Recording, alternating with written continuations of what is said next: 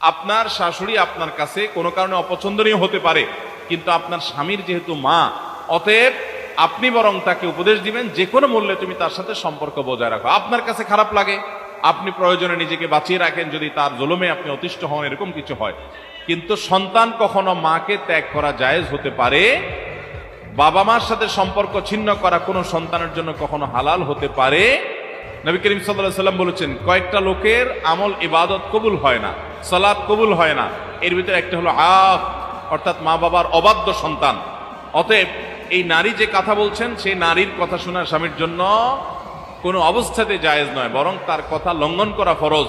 এই নারী তাকে হারাম কাজ করতে বলছে, এই হারাম কাজ স্ত্রী কেন, অন্য কেউ যদি বলে সেটা শোনা যাবে। বিধায় স্ত্রীকে হয় বোঝাতে হবে, আর যদি স্ত্রী মানতে রাজি না হন তাহলে সেক্ষেত্রে অবশ্যই স্ত্রীর অন্যায় আবদার মানা যাবে না।